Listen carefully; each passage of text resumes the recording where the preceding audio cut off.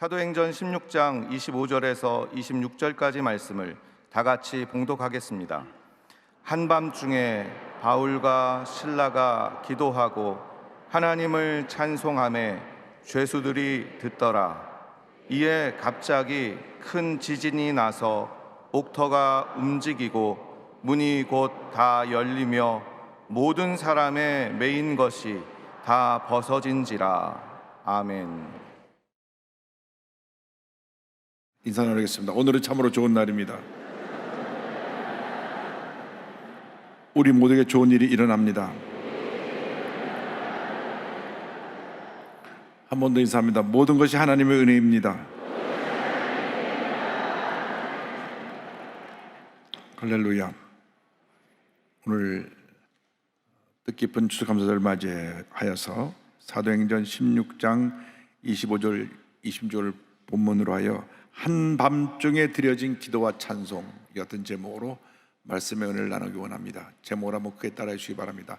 한밤중에 드려진 기도와 찬송. 한밤중에 드려진 기도와 찬송. 오늘은 추수감사주일입니다. 한 해 동안 하나님께서 베풀어 주신 그 놀라운 은혜에 대해서 감사를 드리는 귀한 주일입니다. 첫 번째 추수감사절은 400여 년 전에 미국에서 시작되었습니다.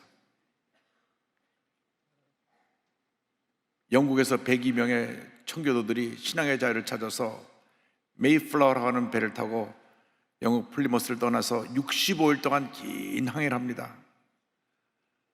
오직 자유롭게 예수 잘 믿고 섬기기 위해서 그 먼 길을 배를 타고 이동한 것입니다. 그래서 65일 만에 미국 북동부 지역 매사추세츠에 있는 곳에 도착을 했는데 그것을 나중에 플리머스라고 이름을 짓게 되었고, 그곳에 늦가을에 도착해서 제일 먼저 교회를 짓습니다.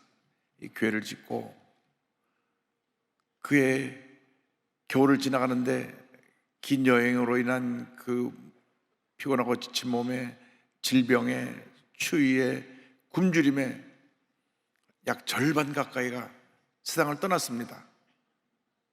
그리고 봄을 맞았을 때 저들이 나가서 밭을 일고 씨를 뿌립니다. 한 번도 농사를 해보지 않은 분들이 대부분이어서 농사짓는 법이 서툴었습니다.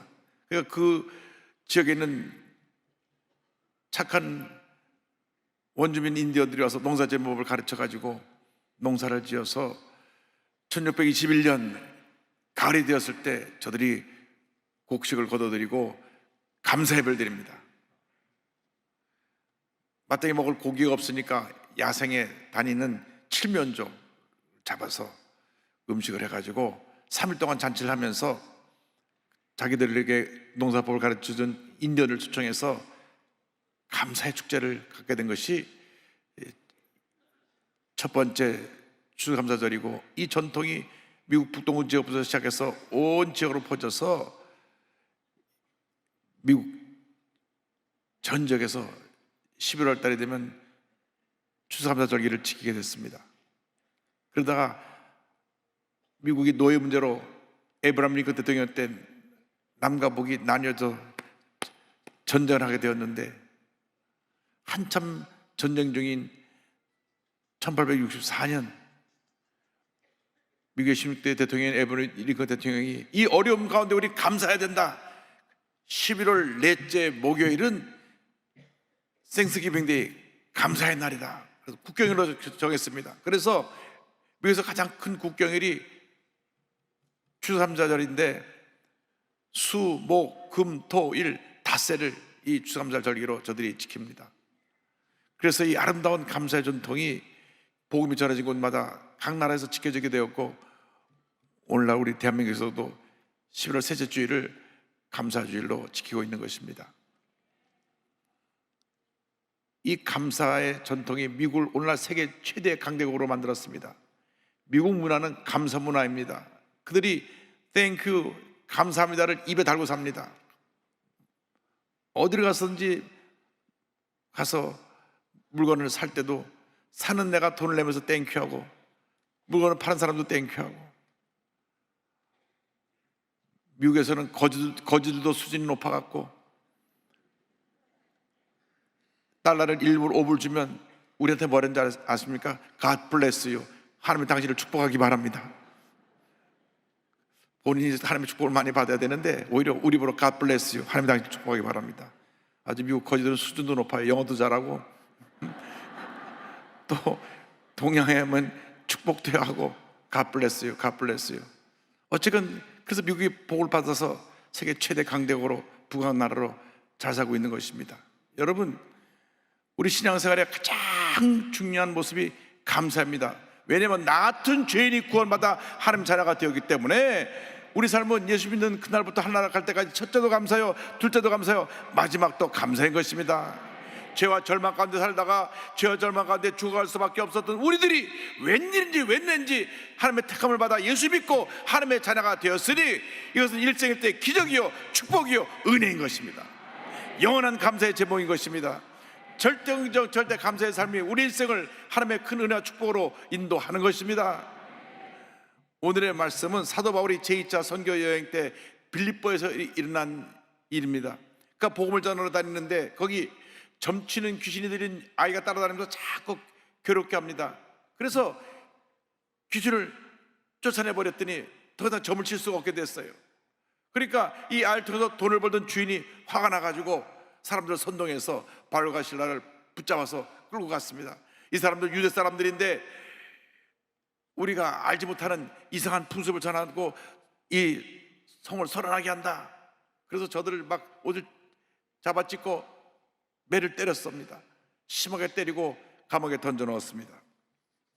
성경 사도행전 16장 22절로 24절은 이와 같이 설명합니다. 무리가 일제히 일어나 고발하니 상관들이 옷을 찢어 벗기고 매로 치라 하여 많이 친 후에 옥에 가두고 간수에게 명하여 든든히 지키라 하니 그가 이러한 명령을 받아 그들을 깊은 옥에 가두고 그 발을 착고에 든든히 채웠더니 아무런 죄도 없이 바울과 실라가 붙잡혀가지고 매를 두들겨 맞고 이 발에 착고를 차고 감옥 안에 집어 던져진 것입니다. 그런데 그들이 감옥 안에 들어가서 하나님 어찌 이럴 수가 있습니까? 우리가 복음을 전하는데 이렇게 억울하게 매맞고 이후에 들어올 수 있습니까? 원망 불평한 것이 아니라 하나님 앞에 기도하고 감사하고 찬양했습니다. 그들은 하나님 앞에 감사의 기도와 찬양을 드렸던 것입니다. 바울과 실라는 고난의 밤, 절망의 밤에 한밤중에 하나님께 기도하고 감사하고 찬양을 했습니다. 그들이 부른 찬송이 얼마나 아름답고 감동스러웠는지 사람들이, 죄수들이 왜 잠을 깨우냐고 소리 지르고 그 험한 죄수들이 그들을 두들겨 편 것이 아니라 귀를 기울여 그들이 부르는 찬송을 들었습니다. 사도행전 10장 25절입니다. 한밤중에 바울과 실라가 기도하고 하나님을 찬송하며 죄수들이 듣더라. 그 거친 죄수들이 듣고 감동을 받을 정도면 얼마나 그들이 찬송 부르는 모습이 아름다웠는지 우리가 짐작할 수가 있을 것입니다. 그들이 절망 가운데 부른 찬송은 감사의 찬송이요, 기쁨의 찬송이요, 주님의 은혜를 감사하고 주께 영광 돌리는 찬송이었을 것입니다. 절망의 밤에, 고난의 밤에 불평하고 탄식하지 말고 오히려 그 시간에 감사와 찬양과 기도를 드리는 여러분 되기를 주님으로 축원합니다. 절대 긍정, 절대 감사가 우리 삶을 하나님의 은혜로 축복으로 이끌어가는 것입니다. 하나님 우리의 찬송 중에 거하십니다. 시편 20편 3절로 말씀합니다. 이스라엘의 찬송 중에 계시는 주여 주는 거룩하시니이다. 우리가 찬송을 볼 때 하나님이 찬송 가운데 거하시는 것입니다. 찬송을 쳐서 영광을 받으시는 것입니다. 문제가 생겼을 때, 어려움 다가올 때, 몸이 아플 때, 가정에 여러 가지 어려운 일로 가정에 많은 염려, 고지, 걱정거리가 생겨났을 때에 그때 걱정할 시간에, 염려할 시간에, 불평할 시간에 불평하지 말고 걱정하지 말고 주님께 감사와 찬양을 드리시기 바랍니다. 사도 바울이 빌립보 교회에 보낸 편지에 4장 6절 보니까 이와 같이 권면합니다. 아무것도 염려하지 말고 다만 모든 일에 기도와 간구로 너희 구할 것을 감사함으로 하나님께 아뢰라. 감사함으로 하나님께 아뢰라. 감사함으로 하나님께 아뢰라. 답답할 때, 괴로울 때, 억울할 때, 슬플 때, 아플 때, 절망의 밤에 감옥 같은 환경에 처했을 때 염려하지 말고 근심하지 말고 걱정하지 말고 기도하고 감사하고 찬양할 때 하나님의 은혜가 임하는 것입니다. 하나님의 축복이 임하는 것입니다. 그들의 감사의 찬양은 승리와 기적을 가져온 찬양이었던 것입니다. 그들은 그 찬양을 통하여 놀라운 승리와 기적을 체험했습니다. 16장 26절입니다. 이에 갑자기 큰 지진이 나서 옥토가 움직이고 문이 곧다 열리며 모든 사람이 매인 것이 다 벗어진지라. 찬양할 때 갑자기 큰 지진이 나서 옥토가 흔들리더니만 옥문들이 다 열리고 그리고 발에 매였던 착고들이 다 풀어졌습니다. 감사와 찬양이 어떤 놀라운 기적을 가져온 것입니다. 여러분이 찬양하고 감사하면 여러분을 가둬놓은 절망의 감옥이 흔들려 버릴 것입니다. 여러분의 앞에 닫혔던 여러 가지 문들이 열릴 것입니다. 여러분을 꽁꽁 메고 있던 고통과 괴로움의 결박들이 풀어져 나갈 것입니다. 감사하십시오. 찬양하십시오. 기도하십시오. 기뻐하십시오. 기뻐하고 감사하고 찬양하면 기적이 일어납니다. 위대한 승리가 다가오는 것입니다. 위대한 축복이 다가오는 것입니다. 여호사밧 왕 때 아람 연합군이 쳐들어왔습니다. 얼마나 많은 군사들이 함께 쳐들어왔는지 저들이 두려워 떨었습니다. 그때 하나님께서 말씀하십니다. 두려워하지 말라. 전쟁은 하나님께 속한 것이다. 이 말씀 받고 하나님이 함께 하시니 우리 어떻게 할까? 함께 모여 의논했습니다. 여호사밧 왕이 말합니다. 전쟁은 하나님께 속한 것이고 우리가 하나님께 승리를 준다고 말씀하셨으니 이제 우리가 이 전쟁의 찬양들을 저격하고 나가서 찬양대가 가운을 입고 앞에 나가서 주님을 찬양하게 하자. 하나님께 감사하세. 그 인자하심이 영원하도다. 찬양하게 하자. 그래서 실제로 전쟁의 터에 나가는데 창각칼을 들고 나간 것이 아니라 앞에 찬양대가 서서 가운 입고 찬양을 부르면 나갑니다. 하나님께 감사하세. 그 인자하심이 영원하도다 할 때 하나님이 함께 하셔서 그 아랍 연합군을 쳐서 멸하심으로 저들이 뿔뿔이 흩어져 다 도망가고 말았던 것입니다. 역대하 20장 21절 22절입니다. 백성과 더불어 의논하고 노래하는 자들을 택하여 거룩한 예복을 입히고 군대 앞에서 행진하며 야훼를 찬송하여 이르기를 야훼께 감사하세. 그 인자심이 영원하다 하게 하였더니 그 노래와 찬송이 시작될 때에 야훼께서 보병을 둬 유다를 치러 온 암몬 자손과 모압과 세산 주민들을 치게 하심으로 그들이 패하였으니. 할렐루야. 감사의 찬양이 승리를 가져온 것입니다. 기적을 가져온 것입니다. 힘들고 어려울 때 기도하고 감사하고 찬양하는 여러분 되기를 바랍니다. 하나님의 은혜가 임할 것입니다. 하나님의 기적이 임할 것입니다. 치료가 임할 것입니다. 회복의 은혜가 임하게 될 것입니다.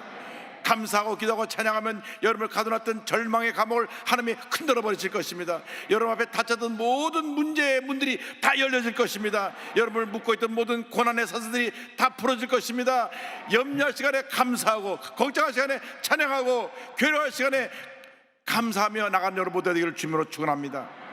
이 감사의 기도와 찬양이 위대한 구원의 역사를 가져왔습니다. 그들이 부른 찬양은 구원의 기도와 찬양이 되었습니다. 바울과 실라가 하나님 앞에 감사하고 찬양할 때 옥토가 흔들리고 오문이 다 열리니까 그를 지키던 간수가 깜짝 놀랐습니다. 자다가 깨보니까 흔들어서 깨보니까 옥문들이 다 열렸어요. 그 당시 죄수를 지키던 간수가 죄수가 도망가면 탈옥하면 대신 사형을 당했습니다. 어차피 날이 밝으면 내가 사형에 처할 터인데 명예롭게 내가 스스로 목숨을 끊자고 칼을 빼서 자결하려고 했습니다. 그때 사도 바울이 이를 말렸습니다. 사도행전 10장 27절입니다. 간수가 자다가 깨어 옥문들이 열린 것을 보고 죄수들이 도망간 줄 생각하고 칼을 빼어 자결하려 하거늘. 그때 사도 바울이 칩니다. 28절입니다. 바울이 크게 소리질러 이르되 내 몸을 상하지 말라. 우리가 다 여기 있노라 하니. 이 말을 듣자 간수가 깜짝 놀랐습니다. 저 사람들은 보통 사람들이 아니구나. 그래서 그가 들어서 엎드려 이같이 말을 합니다. 29절 30절에 간수가 등불을 달라고 하며 뛰어들어가 무서워 떨며 바울과 실라 앞에 엎드리고 그들을 데리고 나가 이르되 선생들아 내가 어떻게 하여야 구원을 받으리까 하거늘. 묻습니다. 선생들이여 내가 어떻게 하여야 구원을 받으리까. 조금 더 붙잡을 때는 이놈저놈하고 욕을 했을 터인데 아주 호칭이 바뀌었습니다. 선생님들 내가 어떻게 해야 구원을 받을 수 있겠습니까? 이때 사도 바울의 위대한 구원의 메시지를 선포합니다. 사도행전 10장 31절 이 말씀을 우리가 다 같이 고백합니다. 이르되 주 예수를 믿어라. 그리하면 너와 내 집이 구원을 받으리라 하고. 할렐루야. 주 예수를 믿어라. 그리하면 너와 너의 온 가족이 다 구원을 받으리라. 오늘 예배드린 분 가운데 아직도 가족이 구원받지 않은 분 있습니까? 사도행전 10장 31절 근거로 해서 올해 가기 전에 온 가족을 다 전도해서 함께 구원받고 함께 신앙생활하게 되기를 바랍니다. 이 말씀 듣고 저가 간수가 바울과 실라를 집으로 모시고 가서 온 가족이 말씀을 듣고 침례를 받고 교인이 되었습니다. 32절입니다. 주의 말씀을 그 사람과 그 집에 있는 모든 사람에게 전하더라. 33절 34절에 그 밤 그 시각에 간수가 그들을 데려다가 그 맡은 자리를 씻어주고 자기와 그 온 가족이 다 침례를 받은 후 그들을 데리고 자기 집에 올라가서 음식을 차려주고 그와 온 집안이 하나님을 믿음으로 크게 기뻐하니라. 온 가족이 다 구원을 받은 것입니다. 온 가족들이 다 크리스찬이 된 것입니다. 여기서 그 위대한 빌립보 교회가 탄생하게 되었습니다. 빌립보 교회는 그냥 생기는 것이 아니라 사도 바울이 옥에 들어가서 매를 맞고 하나님 앞에 감사할 때 생겨난 교회입니다. 위대한 교회가 되었고 초대교회에 큰 선교업적을 남긴 교회가 되었고, 이 빌립보 교회는 지금 저렇게 흔적만 남아있지만은 사도 바울이 가는 곳마다 선교헌금을 보냅니다. 어디를 가든 선교를 하든지 사도 바울에게 선교헌금을 보내고 사도 바울에서 기도한 교회가 되었습니다. 그래서 사도 바울이 너무 감사해서 그가 감옥에 갇혔을 때 빌립보 교회에다 편지를 씁니다. 이렇게 나의 선한 사역에 계속해서 처음부터 참여해서 지금까지 나를 도와주는 빌립보 교인들 너무나 감사하다. 그래서 그것이 오늘날 성경책이 되어서 빌립보서로 남게 되었습니다. 사도 바울이 감옥에 갇혔을 때 감옥에서 탄생된 빌립보 교회에 보낸 편지가 빌립보서다. 이 빌립보 교회는 감옥과 연관해 있습니다. 그런데 하나님께서 이 빌립보 교회에 복을 주셔서 빌립보 교회를 통해서 사도 바울의 선교를 돕게 했고, 빌립보서에 있는 그 주옥 같은 말씀들이 오늘날 우리에게도 큰 은혜와 감동을 주고 있는 것입니다.